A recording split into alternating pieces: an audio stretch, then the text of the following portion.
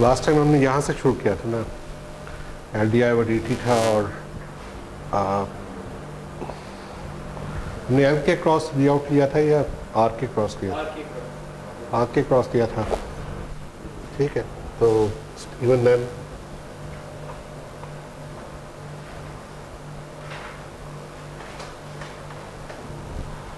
अच्छा, यहाँ पे फिर हमने इसको सॉल्व किया था और हमारे पास काफ़ी आप लोग चले लास्ट टाइम नहीं आए लेकिन कैचअप कर लेंगे, आप लोग पिछला लेक्चर ले लें किसी से, देख लें। तो अब्दुल्ला लास्ट टाइम हमने इसको फिर टाइम डोमेन में सॉल्व किया था सारा, और लेकिन हमने उसको साइन ओमेगा टी के लिए किया। अगर मैं साइन ओमेगा टी को बदलता हूँ, मसलन कुछ स्टेप इनपुट लगा देता हूँ या स्क्वायर वेव लगा देता हूँ, तो क्या वो सारा टाइम डोमेन वैलिड रहेगा? वो डिफरेंट हो जाएगा। ठीक है, इसी तरह आप फ्रीक्वेंसी चेंज करेंगे तो आपका आउटपुट और फेज़ चेंज होता रहेगा। ठीक है, तो उसका एक्सप्रेशन आपको पूरा निकालना पड़ेगा। इसका मतलब कि जब भी आप टाइम डोमेन में ना, तो आपको हमेशा ये पता होना चाहिए कि ये क्या है। ठीक है, और जनरली जब आप सिस्टम से डील करते हैं तो सिस्टम में कभी भी आपको टाइम में नहीं पता होता कि जी किस इनपुट प्रिसाइसली क्या आ रही है। और ये जो रेगुलर फंक्शन हम यूज़ करते हैं ये तो नॉर्मली होते भी नहीं है। नॉर्मली आपके बड़े हैप्पैजेड से और आर्बिट्रेरी किस्म के फंक्शन होते हैं। तो इसके लिए हमें कुछ ज़रूरत है कि हम सिस्टम के बारे में कोई बात करें। हम सिग्नल्स सब निकल के सिर्फ सिस्टम डिपेंडेंट सोल्यूशन देखें, नॉट के हम कहें जी वो सिग्नल चेंज हो गया तो सोल्यूशन ही हमारा चेंज हो गया। ये नहीं होना चाहिए। उसके लिए फिर हम लैप्लास ट्रांसफॉर्म यूज़ करते हैं।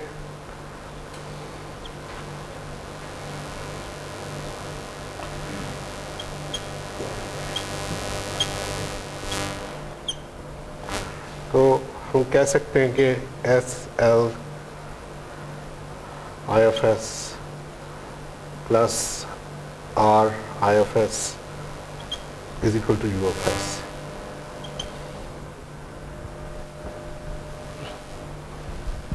और assuming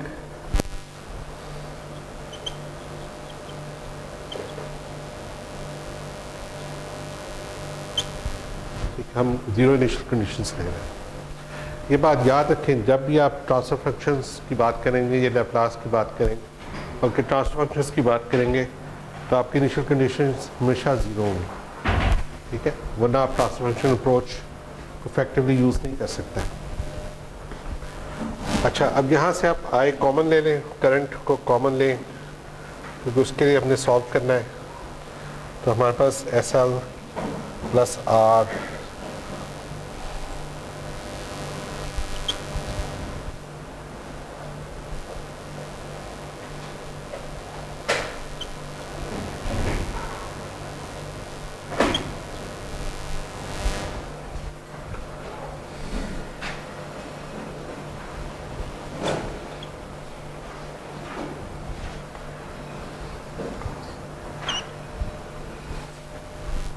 ठीक है। ये हमारे पास अगर हम टाइम डोमेन को छोड़ दें और हम कहें कि हम फ्रीक्वेंसी डोमेन में ही रहना चाह रहे हैं, तो हमारे पास ये चीज़ आएगी। ठीक है, और यहाँ से हम देख सकते हैं कि हमारी आउटपुट क्या है। Basically output V out is equal to R times IFS, so that will be, so we can say कि हम क्या कहेंगे यहाँ पे, IFS is equal to 1 over R V out of S। That would mean कि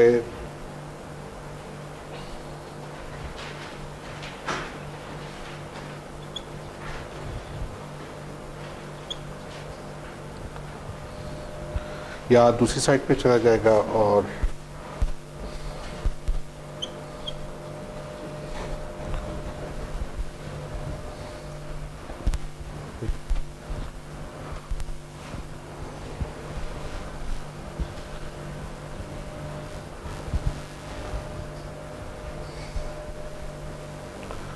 अब अगर आप नोट करें कि अगर मैं इसको S is equal to J omega ले लूँ तो मेरे पास वही वाली एक्सप्रेशन आएगी जो कि आपने ऑलरेडी निकाली हुई है।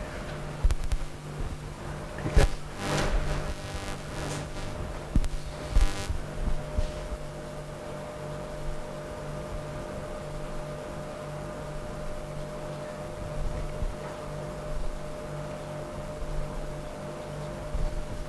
अगर आप गौर करें तो अब आपके पास एक कॉम्प्लेक्स नंबर है और उसमें उसका फेज और मैग्नीट्यूड एग्जैक्टली वही है जो ऊपर आपको मिल रहा है।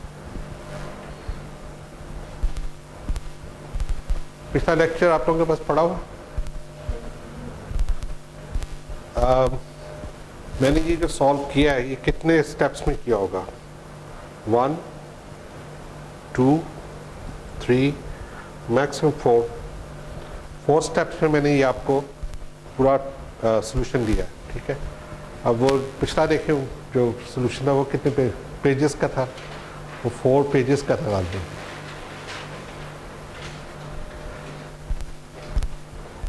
तो इस चीज़ को हम कहते हैं, बेसिकली इस चीज़ को ट्रांसफर फंक्शन।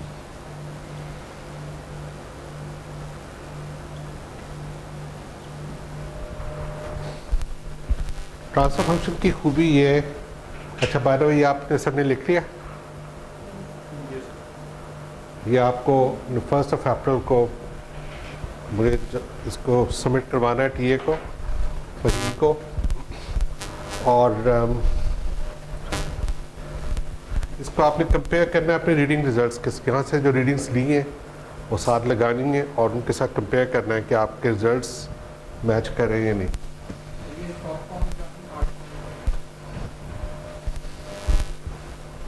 हार्ड फॉर्म नहीं करते, हार्ड फॉर्म क्योंकि आप लोग आए होंगे तो कोई ऐसा मसला नहीं है आपको।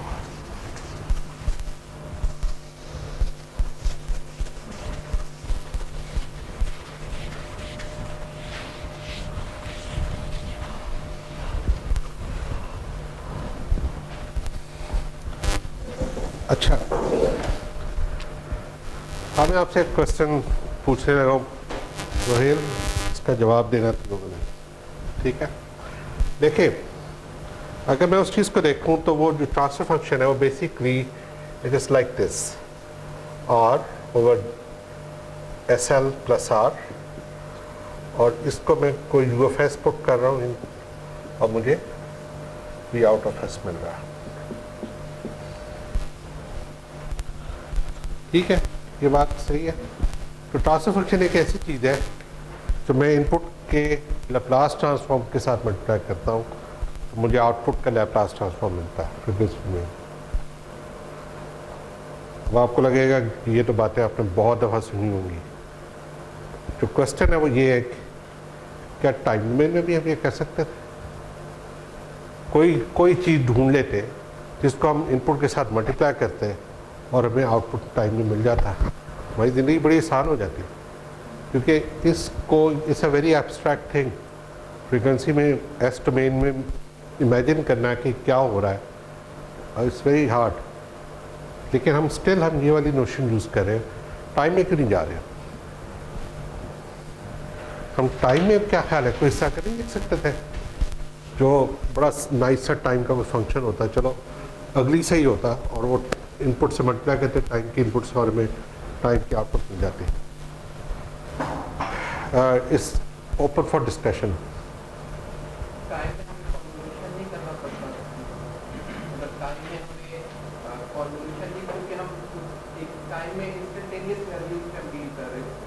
ठीक है, तो ये जो सिस्टम है इनके अंदर मेमोरी होती है, तो ये प्रीवियस डेटा भी अपने पास रखते हैं। तो टाइम में हम चूँकि इंस्टेंटेनियसली ही मल्टीप्लाई कर सकते हैं उस टाइम पे जो भी इनपुट और आउटपुट है उसको। तो आई डोंट थिंक ये सो ये वैल्यू फॉर एवरी इनपुट है वो भी फॉर एवरी इनपुट है, मतलब आपको वैल्यू फॉर एवरी इनपुट है, ठीक है। लेकिन टाइम डोमेन के अंदर आपको एक्सप्रेशन हर इनपुट के लिए करना पड़ता है अलग से। उसमें आपको जनरल फंक्शन आप नहीं बना सकते, और उसमें आप जो बात कह रहे हैं आप, वो भी किसी हद तक सही है कि डायनामिक्स हम उस पर नहीं लेते, मतलब डायनामिक्स हमें लेनी है, उसके पिछले स्टेज पे डिपेंडेंस लेनी है, तो वो कैसे आप लेके आएंगे टाइम डोमेन में? वो आप थ्रू कन्वोल्यूशन लेके आते हैं, ठीक है। कन्वोल्यूशन का मतलब क्या है? कन्वोल्यूशन का मतलब इट्स हार्ड टू टेल, लेकिन आप ये समझ सकते हैं कि जब आप एक फुटबॉल को हिट लगाते हैं तो जो फोर्स है वो फुटबॉल में से गुजरती है और उसके अंदर एक इफेक्ट लेके आती है, दैट इज़ कन्वोल्यूशन। ये कन्वॉल्व करना है। ये प्रिसाइसली वैसे अगर आप एक एफआईआर फिल्टर या फिल्टर को कन्वॉल्व करवाएं इनपुट के साथ, तो जो प्रोसेस हो रहा होता है वो उसी तरह फिजिकल सिस्टम के साथ भी होता है कि इनपुट बेसिकली उसके अंदर से गुजरती है, उसके अंदर एक इफेक्ट लेके आती है। वो इफेक्ट जो है ना, वो यहाँ पे फ्रीक्वेंसी डोमेन में तो आप मल्टीप्लिकेशन से कर सकते हैं, लेकिन टाइम डोमेन में आपको convolution is basically like an integration, very complicated integration. तो इंटीग्रेशन हमेशा अव्वल तो सॉल्व होना लाजमी नहीं, गारंटीड नहीं है फॉर एनी इनपुट, तो इसलिए आपको टाइम डोमेन में इतने नाइस सोल्यूशन कभी नहीं मिलेंगे, ठीक है। तो हमारी मजबूरी है कि हम इसको ट्रांसफर फंक्शन में देखें, एक बात। दूसरी बात ये कि ये मेरे पास आ गया, और अगर मैं इसका मैग्नीट्यूड बनाऊं, इसका मैग्नीट्यूड भी एग्जैक्टली ये आएगा और इसका फेज भी यही आएगा, ठीक है। विच मीन्स कि मैं ये कह सकता हूँ यहाँ पे एक कॉम्प्लेक्स नंबर है जिसका मैग्नीट्यूड ये है, ठीक है। चले, अगर मैं कहूँ कि ये जी ऑफ एस था, G of S is equal to R over S L plus R, तो मेरे पास एक बेसिकली दो चीज़ें आ रही हैं। यू ऑफ एस में इनपुट दे रहा हूँ, मैं जी से मल्टीप्लाई कर रहा हूँ, तो मुझे वी आउट का मैग्नीट्यूड मिल रहा है, ऐसे ही है ना। और साथ एक और पिक्चर भी है, वो है कि अगर मैं U of S C input कर रहा हूँ और यहाँ पे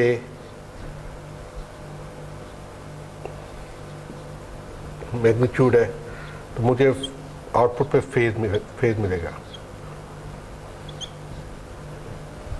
दो ऑपरेशन हो गए एट ए टाइम। एक तो इनपुट का मैग्नीट्यूड ट्रांसफॉर्म हो रहा है बाय मल्टीप्लिकेशन प्रोसेस विद जी, और सेकेंडली उसका जो फेज है वो ट्रांसफॉर्म हो रहा है, ठीक है। हम इन दोनों प्रोसेसेस को इकट्ठा कैसे करते हैं? हम एक कॉम्प्लेक्स नंबर डिफाइन करते हैं जिसको हम कहते हैं जी ऑफ एस, ठीक है, और उससे फिर हम यू ऑफ एस लेते हैं और वो हमें वाई ऑफ एस देता है या वी आउट ऑफ एस देते हैं। अब हर सारी चीज़ें कॉम्प्लेक्स होगी। कॉम्प्लेक्स का लास्ट टाइम मैंने आपको बताया था कि it is a 2 dimensional variable, ठीक है। तो ये आपको फेज और मैग्नीट्यूड दोनों दे रहा होता है, या रियल और इमेजिनरी दे रहा होता है, ठीक है। कंट्रोल में हम मोस्टली कम्युनिकेशन में और सिग्नल प्रोसेसिंग में हम रियल इमेजिनरी को यूज़ करते हैं, लेकिन मोस्टली कंट्रोल में हम इस नोटेशन पे जा रहे होते हैं कि जी ऑफ एस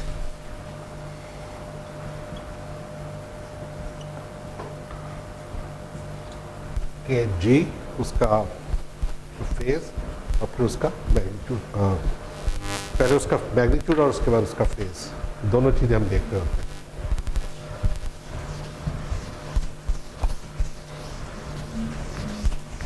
अच्छा, स्टोरी यहाँ पे ख़त्म नहीं होती।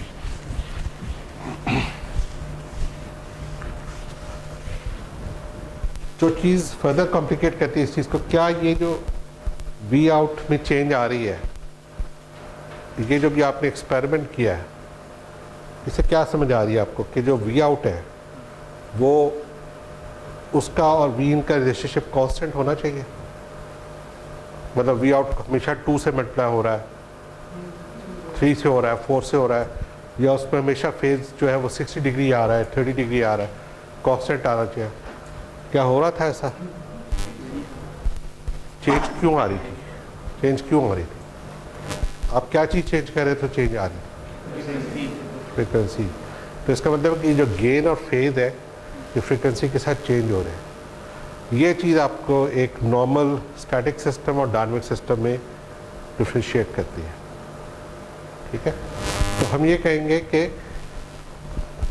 ये जो गेन्स हैं और ये जो फेज है, ये ना सिर्फ ये कि ये एट ए टाइम इनपुट को चेंज करें, बल्कि ये फ्रीक्वेंसी डोमेन में या फ्रीक्वेंसी के ऊपर वेरी की वजह से चेंज हो रहे हैं। फ्रीक्वेंसी चेंज होगी तो ये भी चेंज होंगे। इस वजह से हमें फ्रीक्वेंसी डोमेन में जाना हमारे लिए ज़रूरी है, ठीक है।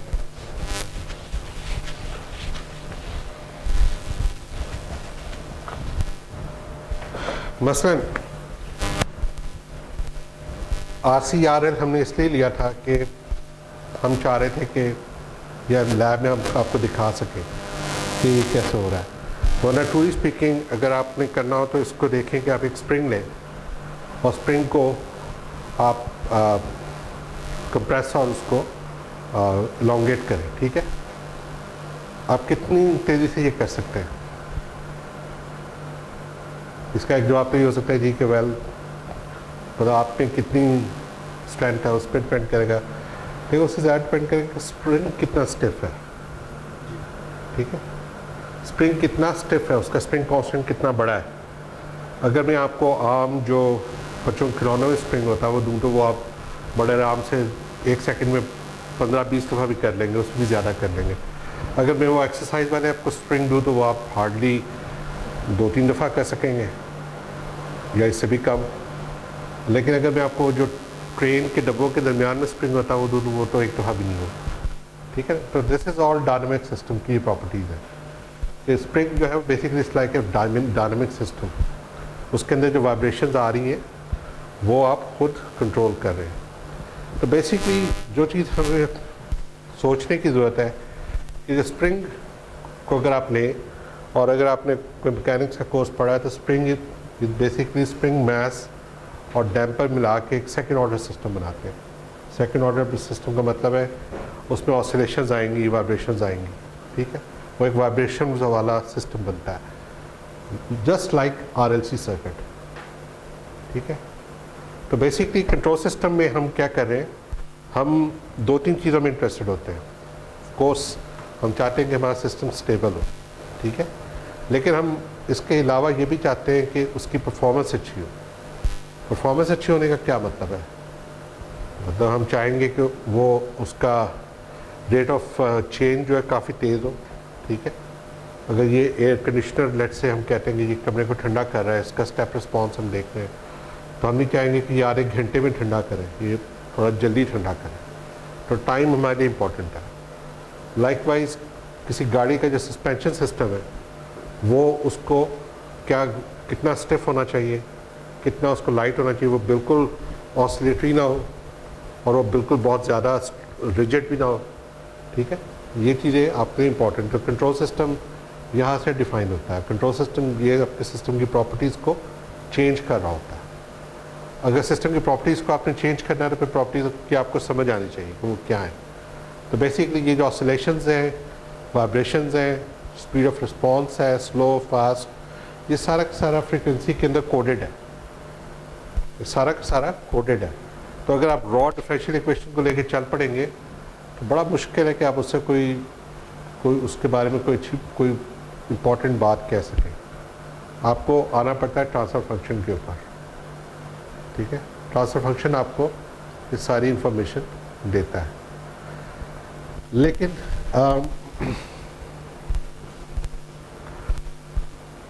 और इम्पॉर्टेंट बात यह है कि वो बगैर इनपुट के कंसिडरेशन के देता है कि आपको इनपुट सिग्नल जिस तरह का मर्जी आप ले, it doesn't matter. Transfer function ने जो रिस्पॉन्स हमें देना वो उसी तरह ही देगा, उसको कोई फ़र्क नहीं पड़ने वाला, ठीक है। अच्छा, तो इसका मतलब है कि अगर आप याद करें लास्ट टाइम जो सोल्यूशन हमने निकाला था वो नॉन होमोजीनियस इक्वेशन के लिए था, वो फोर्स्ड रिस्पॉन्स था। फोर्स रिस्पॉन्स जो होता है वो बेसिकली उसका डिफरेंशियल इक्वेशन को सॉल्व करना एक अच्छा खासा मुश्किल काम है, लेकिन अगर वही इक्वेशन में आपको होमोजीनियस फॉर्म में दे दूँ तो वो बड़े आराम से आप उसको सॉल्व कर सकते हैं। तो लेट्स सी के इसके अंदर मतलब इंफॉर्मेशन कैसे आती है। आप फॉर एग्जांपल इसी चीज़ को ले लें, यहाँ पे हमने जो हम मसलन हम ये कहते हैं कि जी हम कौन सा सिस्टम लें, हम आरसी सर्किट वाला ही ले लें। आरसी सर्किट में फिर u का डेरिवेटिव आएगा which is something we don't want। चले ठीक है, हम एक बेसिकली हम कहते हैं यही आरसी सर्किट लेते हैं, लेकिन इसमें अब हम कुछ इनपुट नहीं लगा रहे। ठीक, ये हमारे पास समझने के लिए हम कहते हैं कि आरसी सर्किट है। ठीक है, अच्छा अब इस पे जब हम इसकी इक्वेशन लिखेंगे तो वही चीज़ आएगी, integral of I D T plus I R is equal to some U of T. मैं कहता हूँ कि जी हम होमोजेनियस इक्वेशन बनाना चाह रहे हैं तो let U of T is equal to 0। तो मेरे पास क्या चीज़ आ जाएगी, और साथ में दोनों साइड्स को डिफ्रेंशिएट कर देता हूँ, मेरे पास आ जाएगा I over C plus D I over D T R is equal to 0 implies that di over dt is equal to 1 over RC। ये आएगा, यहाँ से हम इसको सॉल्व कर सकते हैं डिफरेंशियल इक्वेशन को, बेशक हम टाइम में कर लें। इसको अगर हम सॉल्व करें तो हम इसको वेरिएबल सेपरेबल फॉर्म में ले आते हैं, तो दैट मीन्स कि D I is equal to 1 over R C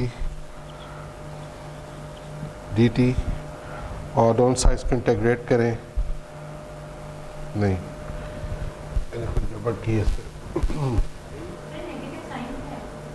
negative तो आएगा, लेकिन इसमें कोई इंटीग्रल भी आना चाहिए था।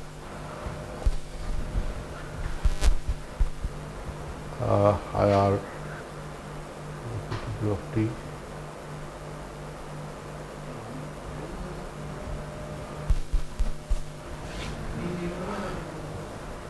इसके साथ, ठीक है, इसके साथ ना एक कॉन्सेप्ट ऑफ इंटीग्रेशन आना चाहिए था, लेकिन वो तो 0 हो जाएगा, वो 0 हो जाएगा। ये तो स्ट्रेट अवे आई क्या आएगा, इससे दोनों साइड्स को करेंगे तो I is equal simply a function of T आ जाएगा, which is something not possible. Last time हमने किया नहीं था ये,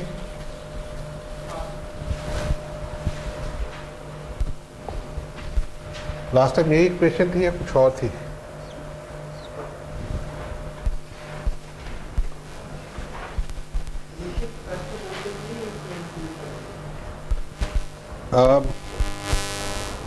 अगर उसको करेंगे इंक्लूड तो इज इक्वल टू सम सी हो जाएगा, ठीक है, या C1 कह दें इसको, उस साइड पे लिख लें, उस साइड पे लिख लें। फिर उसके बाद नहीं, मसला ये है कि जब आप इसका डेरिवेटिव लेंगे तो वो तो ख़त्म हो जाएगा। लैप्लास में लेना नहीं चाह रहा मैं, उसका आपको सॉल्यूशन बताना चाह रहा हूँ। चलें एक और तरीके से मैं आपको समझाता हूँ।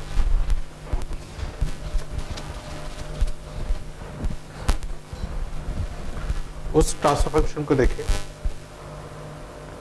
वही हमें बता रहा है कि V out over U of S is equal to R over S plus R, ठीक है। अब अगर आप देखेंगे कि कोई भी जनरल ट्रांसफर फंक्शन है, इसमें मैं इसको जेनेरिक थोड़ा सा और कर देता हूँ, ऊपर और नीचे एल से डिवाइड कर देता हूँ, मेरे पास S plus R over L आ गया। ठीक है, अब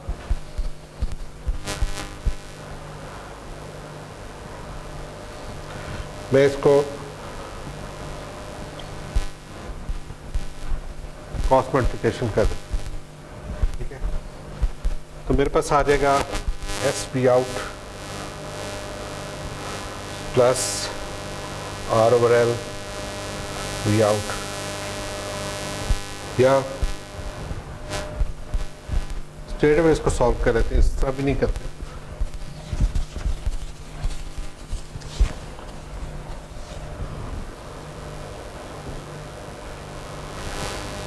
मैंने अगर आउटपुट निकालनी है तो मुझे ये चीज़ मिलेगी ना,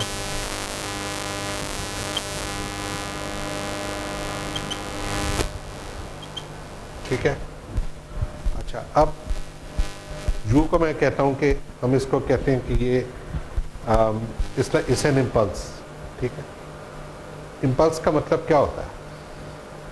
इम्पल्स के दो मतलब हो सकते हैं, एक तो टाइम जीरो पे कोई इनपुट थी, और एक और मतलब भी हो सकता है कि कोई इनिशियल कंडीशन नॉन ज़ीरो थी और वो उसका जो भी इफेक्ट आ रहा है वो फिर आगे आएगा। तो हम कहते हैं कि लेट्स से कि U of S is equal to, let's say कि U of T is equal to delta. ठीक है, तो यू ऑफ एस क्या आ जाएगा 1, तो मेरे पास वी आउट क्या आ जाएगा,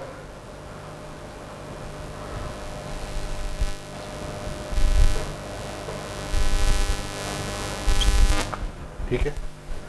अब दोनों साइड्स का आप इन्वर्स लैप्लास ले लें,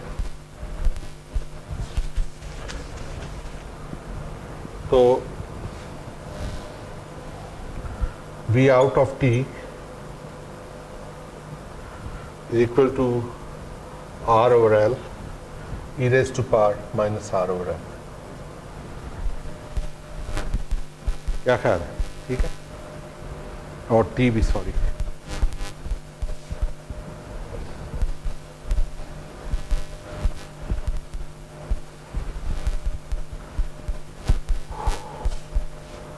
और अगर मैं इसको एक्सप्रेशन को टाइम वाइज देखूं तो क्या आएगा? अगर मैं ज़ीरो लूँ और उसके बाद मैं कहता हूँ कि लेट्स से कि tau is equal to L over R. ठीक है, तो टाउ पे क्या होगा?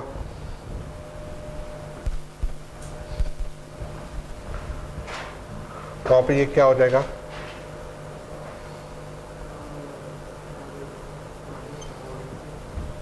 ये हो जाएगा ना, ये क्या आ जाएगा आंसर? 1 ओवर ई। तो कितना आता है 1 ओवर ई? 0.3763 या 37, 0.37, और उसके बाद 2 टाउ पे यू हैव ई रेज़ पर माइनस 2t, देन 3 टाउ पे जी।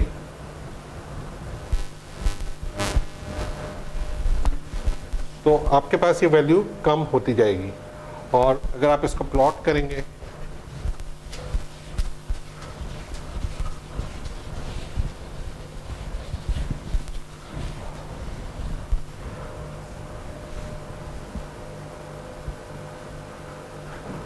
या आर ओवर एल कर लें इसको, ये बेसिकली ये जाएगा, और इसका 63% होगा, फिर 7, ये भी मुझे नहीं याद, ये टाउ होगा, और ये सॉरी आई थिंक 63% होगा। क्या आता है 1 ओवर ई? कैलकुलेटर 0.37 है, पहले ठीक था। तो ये चीज़ 37% हो जाएगी। अब हमें पता लग गया कि ये एक स्टैंडर्ड एक्सपोनेंशियल कर्व है जो डिकेइंग कर्व है, और इसका कितनी जल्दी ये डिके होता है ये टाउ पे डिपेंड कर रहा है। अब वो जो टाउ है, अगर मैं कहता हूँ कि tau is equal to L over R, तो इसको मैं कह सकता हूँ कि that is equal to S plus 1/tau, ठीक है। अब ये 1/tau इस ट्रांसफर फंक्शन का क्या है? इसका पोल है, ठीक है। तो मुझे क्या पूरी डिफरेंशियल इक्वेशन सॉल्व करने की ज़रूरत है टू फाइंड आउट कि ये सिस्टम कितनी जल्दी डिके करेगा? नहीं, मुझे ट्रांसफर फंक्शन का, इसके ट्रांसफर फंक्शन का सिर्फ पोल चाहिए, कितने पे है। वो रेडियंस में पर सेकंड में होगा, उसको मैं कन्वर्ट कर लूँगा मे बी हर्ट्स में, और वहाँ से मुझे स्टेट में मिल जाएगा, ठीक है। तो ये बात आपको ज़हन नशीन करनी है कि ट्रांसफर फंक्शन आपको स्ट्रेट अवे सॉल्यूशन देता है।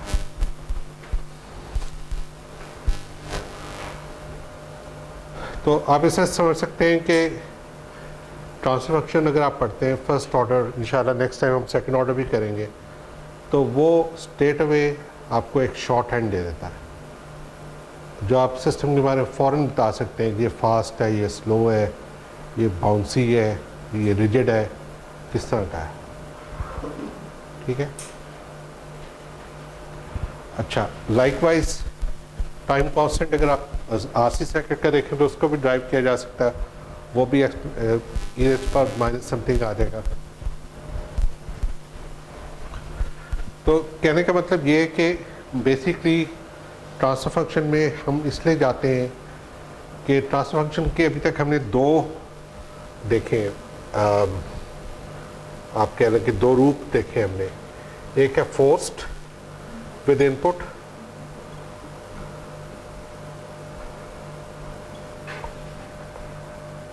Without input. ये विद इनपुट जो है बेसिकली फोर्स्ड रिस्पॉन्स है, और ये अनफोर्स्ड कह लें इसको, ये इसको हम नेचुरल रिस्पॉन्स कहते हैं। नेचुरल रिस्पॉन्स ये होता है कि जो सिस्टम की प्रॉपर्टीज आपको बताता है। ये जो ट्रांसफर फंक्शन हमने निकाला था, इसकी इनपुट हमने इम्पल्स रखी, तो हमें फ़ौरन बड़े जल्दी हमें समझ आ गई कि क्या हो रहा है, ठीक है। तो ये जो इम्पल्स रिस्पॉन्स है, ये एक तरह का नेचुरल इनपुट हमें नेचुरल रिस्पॉन्स दे रहा होता है, और जो फोर्स रिस्पॉन्स है जैसे साइन का, कोसाइन का, वो हमें फ्रिक्वेंसी में बता रहा होता है कि क्या हो रहा है। अब ये बहुत कम होगा कि एक रियल लाइफ सिस्टम में आप इनपुट जो है या रेफरेंस उसका साइन वेव या कोसाइन वेव हो। मोस्टली जो आपका काम चल जाता है, आप स्टेप इनपुट से आपके रेफरेंसेस जो होते हैं या आपकी जो इनपुट होती है, जो डिज़ायर्ड इनपुट होती है ट्रांसफर फंक्शन को या कंट्रोल सिस्टम को, वो यूजुअली स्टेप ही होती है। बहुत रेयर होता है कि कोई और तरह की इनपुट हो, ठीक है। रैम्प वगैरह भी हो सकती है, लेकिन मोस्टली स्टेप होती है। इवन जहाँ रैम्प भी होती है वहाँ पे आप उसको अप्रॉक्सीमेट कर लेते हैं स्टेप के ज़रिए। तो स्टेप इनपुट और साइन वेव की इनपुट को कोई ताल्लुक़ नहीं है, ठीक है। दोनों बड़े डिफरेंट डायनामिक्स हैं दोनों की। तो हम क्यों फिर एक स्टेप इनपुट की को यूज़ करने के बजाय हम एक लास्ट टाइम मैंने जो आपको पूरा साइन वेव को साइन वेव दिखाया, यहाँ पे भी आपने वो यूज़ किए, हम वो क्यों करना चाह रहे हैं? वाई? मतलब हम चीज़ को क्या कर रहे हैं, ओवर कॉम्प्लिकेट तो नहीं कर रहे जी? सर इसकी मेन रीज़न ये है कि हम कोई भी सिग्नल सम ऑफ साइंस बना सकते हैं। तो अगर हम एक साइन का रिस्पॉन्स निकाल लेंगे तो उसकी एडिशन से मेरा इनपुट हो उसका रिस्पॉन्स। हाँ, ये एक बड़ा अच्छा आंसर है कि हम बेसिकली कह सकते हैं कि जो स्टेप इनपुट है, अगर आप उसके फोरियर सीरीज ट्रांसफॉर्म से उसको एक्सपेंड करें, बल्कि स्टेप इनपुट को नहीं करें, आप ये करें, आप स्क्वायर वेव ले लें। स्क्वायर वेव का अगर टाइम पीरियड ज़्यादा है तो वो basically it's like a step input. अगर आप उसका फोरियर सीरीज लें तो that is sum of sine and cosine. तो साइन और कोसाइन, क्योंकि आपका सिस्टम लीनियर है, तो साइन अलग से उस लीनियर सिस्टम में अप्लाई होंगी, कोसाइन अलग होगा, उसके हाई फ्रिक्वेंसीज भी अलग अलग अप्लाई होंगे। दैट वुड मीन कि स्टेप इनपुट का जो इफ़ेक्ट है उस ट्रांसफर फंक्शन पे या सिस्टम पे, वो सारी साइन वेव्स का और कोसाइन वेव्स का कंबाइंड इफेक्ट है। वहाँ से हमें फिर समझ आती है कि हम फ्रीक्वेंसी में क्यों जाना चाह रहे हैं। तो कई दफे ऐसे भी होता है कि आपका जो सिस्टम होता है स्टेप इनपुट पे वो सही परफॉर्म कर रहा होता है, लेकिन साइन पे ओवर द टाइम वो डाइवर्जन होने लगता है। देखिए साइन पे उसको डाइवर्ज होना भी चाहिए, क्योंकि sine is like a ramp. अगर आप साइन का पीरियड बड़ा करके देख रहे हैं, इट्स लाइक ए रैम्प, तो उस पर वो बहुत डिफरेंट तरीके से बिहेव करेगा। और दूसरी बात यह है कि स्टेप में जो भी डिसकंटिन्यूटी शुरू में ही आनी है, उसके बाद कुछ नहीं है। लेकिन साइन वेव तो इट कीप्स ऑन डिस्टेंस। लेकिन हाँ। आखिरी वाले स्टैंडर्ड मतलब आपका शायद 30 सेकंड तक लेगा। नहीं, वो फिर सेटल वो फिर सेटल नहीं हो रहा इस वजह से। और वी डोंट नो कि उसकी रेजोनेंट फ्रीक्वेंसी क्या है। मतलब क्वालिफाई करने के लिए आप उसको साइन वेव भी देते हैं। हाँ, तो वो एक डिफरेंट चीज़ है। वो उसमें तो आप स्ट्रक्चरल देख रहे होते हैं बिहेवियर, और उसमें आप ये कहते हैं कि उसमें रेजोनेंट फ्रीक्वेंसी आप देखते हैं। तो रेजोनेंट फ्रीक्वेंसी अगर आपकी साइन वेव रेजोनेंट फ्रीक्वेंसी के आसपास है तो then you have it. Step input में रेजोनेंट फ्रीक्वेंसी इतना ज़्यादा उसका स्ट्रॉन्ग इफेक्ट नहीं होगा, क्योंकि वो परसिस्टेंटली नहीं आ रही, वो एक ही दफ़ा आई है सर। अच्छा जी, एनी क्वेश्चंस? तो बेसिकली जो फर्स्ट ऑर्डर का जो ट्रांसफ़र फंक्शन है, उसमें सिर्फ एक ही चीज़ इंपॉर्टेंट होती है, वो है टाइम कांस्टेंट। ठीक, और टाइम कांस्टेंट आपका उसके पोल का हमेशा रेसिप्रोकल होगा। ठीक है, अगर आप आरसी सर्किट लें तो 1/RC होता है उसका पोल। तो टाइम कांस्टेंट आपको सिर्फ एक वेरिएबल ही आपको बता देता है, पैरामीटर कह लें आप इसको, कि सिस्टम का रिस्पांस कैसा है। सेकेंड ऑर्डर ट्रांसफर में क्या होगा? Second order transfer is lot more complicated. ठीक है, चलिए एक एग्जांपल देखते हैं।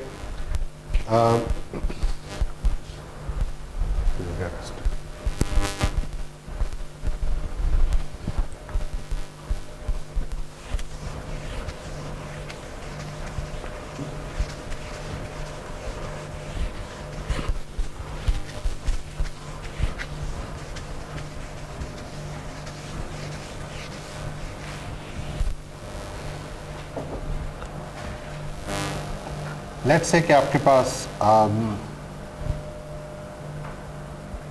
हम ये कहते हैं कि एक स्प्रिंग मैस डैम्पर लेते हैं हम। ठीक है, तो मेरे पास एक वॉल है, इस पे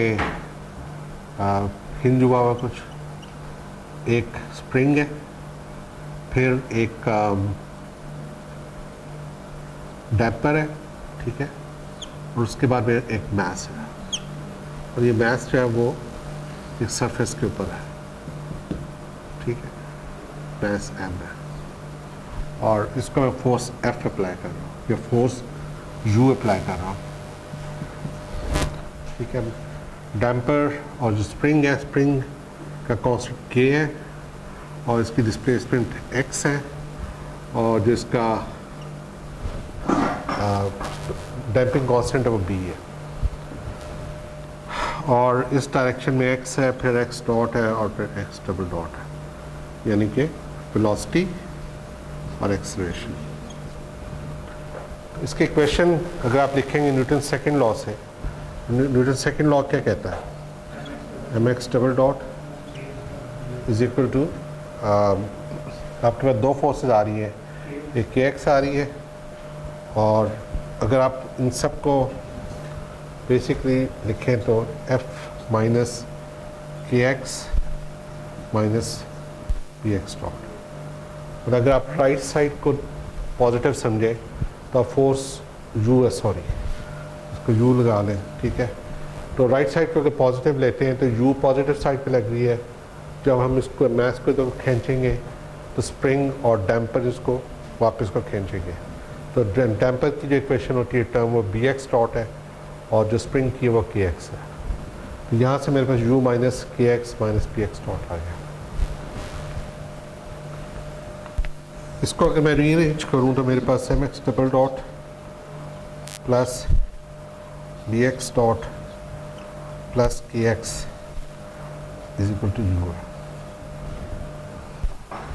मुझे इसका ट्रांसफर फंक्शन बना के दिखाएंगे, x of s over u of s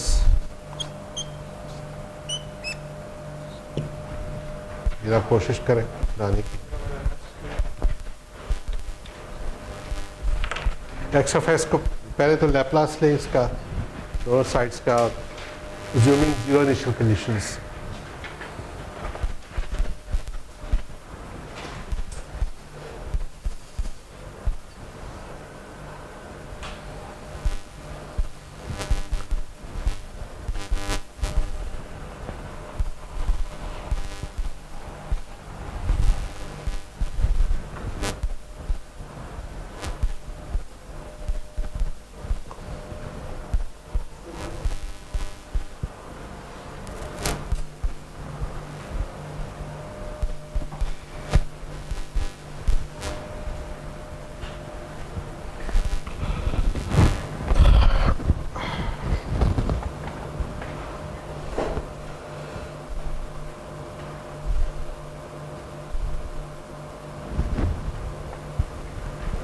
बसें कितने में जाती हैं?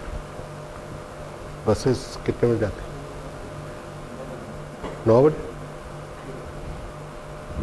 RS 9 बजे जाती हैं बस।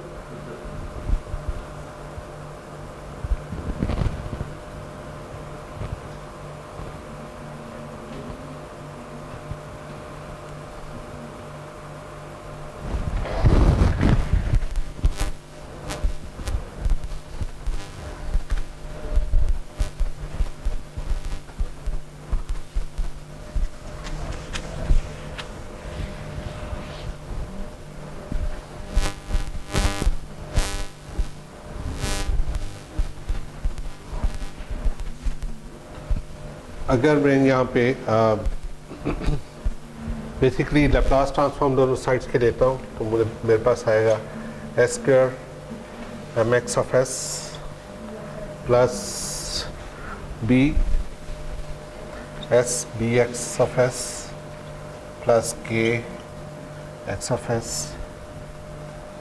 Is equal to U of S. X of S को मैं कॉमन ले लेता हूँ तो मेरे पास आएगा M S square plus B S plus K S plus K, तो मेरे पास जो ओवरऑल ट्रांसफर फंक्शन आ जाएगा वो आएगा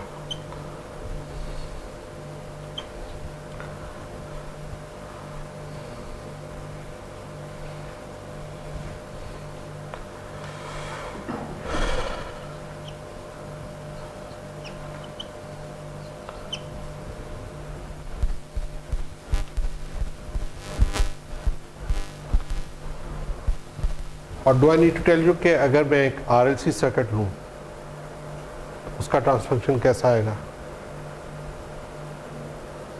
वो भी ऐसा ही आएगा, वो भी एक सेकेंड ऑर्डर ट्रांसफर फंक्शन आएगा। तो it's not really, it doesn't really matter कि हम एक मैकेनिकल सिस्टम देख रहे हैं या हम इलेक्ट्रॉनिक सिस्टम देख रहे हैं, सर्किट देख रहे हैं, इवन एक कोई फ्लूइड सिस्टम देख रहे हैं या थर्मोडायनामिक सिस्टम देख रहे हैं। हम बेसिकली एज लॉन्ग इसको एक ट्रांसफर फंक्शन में लिख लेते हैं तो ऑल दैट मैटर्स है इसके ये फर्स्ट ऑर्डर है या सेकंड ऑर्डर है और बाकी इसकी क्या प्रॉपर्टीज़ हैं। तो basically second order transfer function is a generalisation for any kind of physical system. It doesn't have to be electrical और मैकेनिकल और फ्लूइड और केमिकल और थर्मल। ठीक है, तो ये सिर्फ एग्जांपल मैंने आपको दी है। RLC के LC से हमने शुरू किया था, RC से, अब हम एक प्योर मैकेनिकल सिस्टम पे, और जो मैकेनिकल इंजीनियर वो जानते हैं कि जब आप एक डायनामिक सिस्टम को मॉडल करने जा रहे हैं, चाहे वो कितना भी कॉम्प्लिकेटेड सिस्टम हो, बेसिकली इन 3 एलिमेंट से ही बनता है। मेरे एक प्रोफेसर था, उसने इंपीरियल कॉलेज में उसने एक पूरी मोटरसाइकिल विद राइडर उसने इन 3 कंपोनेंट से उसने डिज़ाइन की हुई थी, मॉडल किया हुआ था। और वो अगर आप सिम मैकेनिक्स को देखें ना, सिमुलिंक में, तो वो मॉडल आपको वहाँ मिलता भी है। तो मेरा कहने का मतलब है कि second order transfer function is the ultimate generalisation. Truly speaking आपको थर्ड ऑर्डर फोर्थ ऑर्डर पे जाना भी नहीं पड़ता। सेकेंड ऑर्डर को अगर आप सही तरह से समझ लेते हैं तो आप समझ लें कि आपने आधे से ज़्यादा फ्रीक्वेंसी डोमेन कंट्रोल सिस्टम समझ लिया है, ठीक है।